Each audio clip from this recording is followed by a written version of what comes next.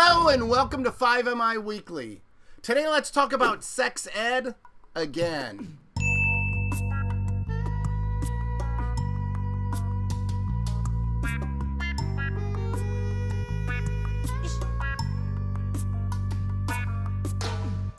In our last 3 weeks of talking about sex ed, we defined education and found out how controversial it becomes when its main topic of learning is sex.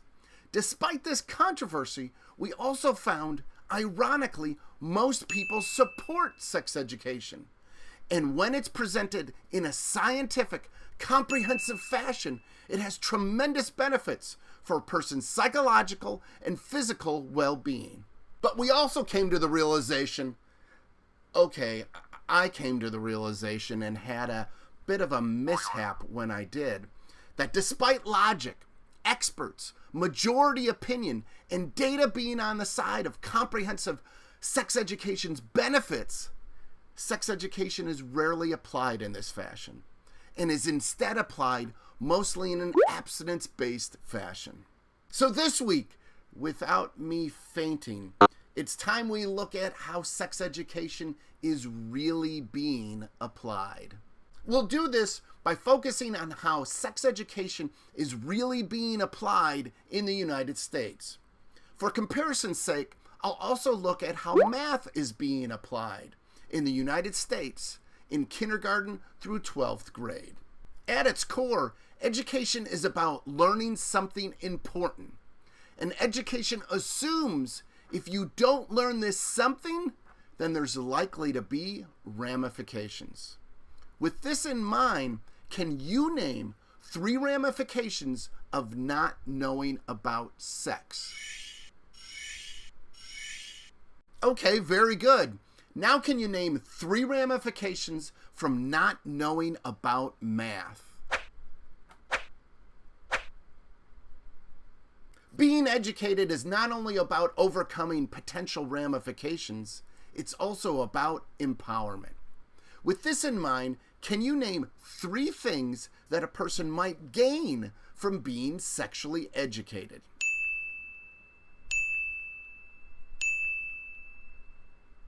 Okay, good.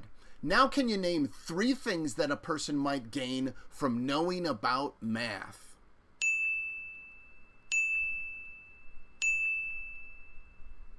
Now that we know some of the costs and benefits of knowing and not knowing about sex and math, let's look at 6 ways these 2 topics are being applied in the United States today to kindergarten through 12th grade students. Before even telling you, I already know that most of the 6 ways that I'm about to share with you about how sex education is being applied in the United States today, you are simply not going to believe. So let me be clear in sharing with you the primary sources of information I use to find these applications: the National Conference of State Legislatures and the Guttmacher Institute. As for the 6 ways on how math is being applied in K through 12 education today, I doubt you'll question them. But in any case, to be equally transparent, I use the Common Core States Initiative as my main source to find out how math is being applied. Application number 1. Ideally, the topics of sex and math would be integral parts of kindergarten through 12th grade curriculums. In reality, only 24 states require sex education to be taught at some point during kindergarten through 12th grade, and in reality, 50 states require math to be taught at some point during kindergarten through 12th grade. That's right, folks. 26 states do not require sex education to be taught. And those states that do require sex education to be taught only require it in 5th or 6th and 10th or 11th grade as a single topic within a health class, while every single state of the union requires math to be taught from kindergarten through at least 10th grade. Application number 2. Ideally, when the topics of sex and math are taught in school, their teachings are based upon scientific evidence. In reality, only 13 states require the materials being used to teach sex education to be based upon scientific evidence. And in reality, 50 states require the materials being used to teach math to be based upon scientific evidence. That's right! 37 states completely allow their sex education programs to be based upon opinion and conjecture. Imagine if our education system did this for math. Little Johnny comes home from school spouting off that 2 + 3 = 4. No. And his school recognizes his addition is not scientifically accurate, but feels this type of math is morally righteous and filled with dignity. How well do you think little Johnny's going to be operating outside the classroom with these moral math skills You're a loser. in the real world? Application number 3. Ideally, critical information about sex and math is never systematically withheld when these topics are being taught. In reality, 26 states require sex education to be taught from an abstinence-only perspective.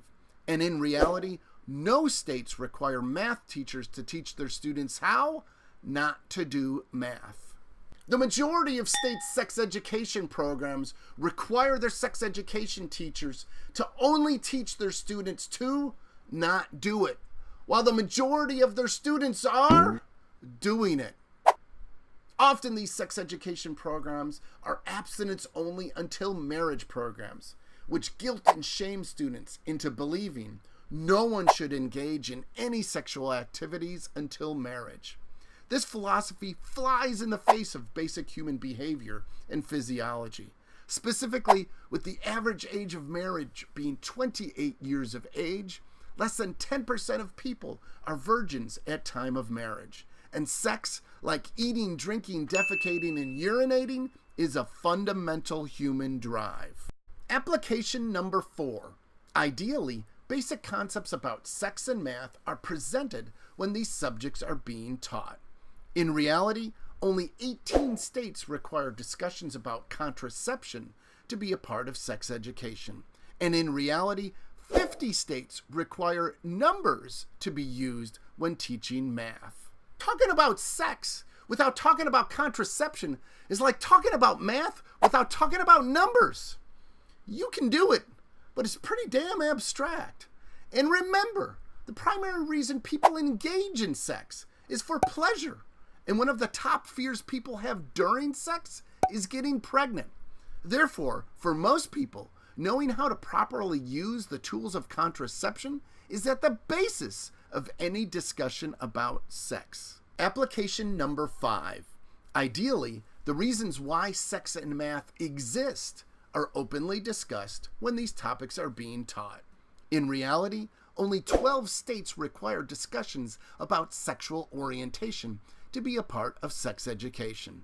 And in reality, 50 states require discussions about addition to be a part of math when it is being taught. 38 states can have sex education programs without ever addressing sexual orientation. This just blows my mind. Don't worry, I'm not going to faint again. But in all seriousness, think about it. How can you teach sex education? How can you teach about human sexuality without talking about what drives it? Attraction, pleasure, liking, loving, intimacy. That would be like teaching math without ever talking about addition, subtraction, multiplication, division. You could do it, but at such a significant loss to understanding. Application number 6. Ideally, positive information about sex and math is presented when these topics are being taught. In reality, 28 states require sex education classes include information about skills for healthy sexuality, healthy decision-making, and family communication. And in reality, 50 states require math classes include information about the benefits of being math literate. One of the top 10 questions people ask me about sex is this: why is sex a taboo topic? The answer to this question is relatively simple. If you say something is dirty and dangerous and sinful enough times, you can make anything a taboo topic. Even the most basic, physiologically satisfying instinct we have, sex. Welcome to an abstinence-only sex education program. When we compare how we apply math education to how we apply sex education through the lenses of the costs and benefits you came up with at the beginning of this video, math education obviously and hugely wins out. Loser. It is therefore no wonder we see the benefits of being educated in math within our American culture. A culture filled with engineers without overdrawn checking accounts and able to use calculators for computing variable mortgage rates and the number of toes they have. Okay, enough tongue-in-cheek and toes silliness. As much as math is winning in its applications, sex education is losing. And it is no wonder that we see the costs of sexual illiteracy within our American culture. A culture filled with depression, anxiety, sex abuse, teenage pregnancy, family violence, domestic violence, rape, and poverty. Obviously and unfortunately, the items on this list have a variety of causes. But one of the causes is clear. It's a lack of comprehensive sex education. Abstinence-only sex education programs are associated with increasing teenage and unwanted pregnancy rates. Teenage and unwanted pregnancies are associated with increasing high school dropout, college incompletion, single parent, and early marriage rates. High school dropout, college incompletion, single parent, and early marriages are associated with increasing poverty rates. And poverty is associated with increasing rates of incest, family violence, domestic violence, rape, murder, and suicide, which in turn are predictive of teenage and unwanted pregnancies. At first glance, this unending and vicious cycle of societal ills seems impossible to solve. But if one looks just a bit closer, a solution becomes apparent. Take a look at what happens to this cycle when abstinence-only sex education programs are replaced with comprehensive-based sex education. With this single change, teenage and unwanted pregnancies are reduced by 50%. High school completion rates nearly double, and college completion rates increase by more than 6 times. People wait longer to have children and get married, and their marriages are significantly more likely to last till death do they part. Poverty becomes near non-existence, and its ancillaries are reduced to near undetectable rates. This solution is no secret. Having funded many of the research studies on comprehensive sex education programs, the U.S. federal government is quite aware of the positive benefits of comprehensive sex education. Which leads me to question why the U.S. federal government is not openly supportive of comprehensive sex education. It's hard to imagine the federal government ignoring any other program that has been empirically shown to decrease rates of violence and rape, increase rates of mental and physical health, and save money and lives. Certainly this cannot be true, but by denying comprehensive-based sex education programs, it's as if the U.S. federal government wants its own people to be stuck within intergenerational cycles of poverty, violence, sickness, and early death. The question is, can sex education change from being mostly applied in abstinence-based fashions to comprehensive fashions? Or maybe the better question is, will it change? I'll answer these questions next week by looking at sex education's past and future. Till then.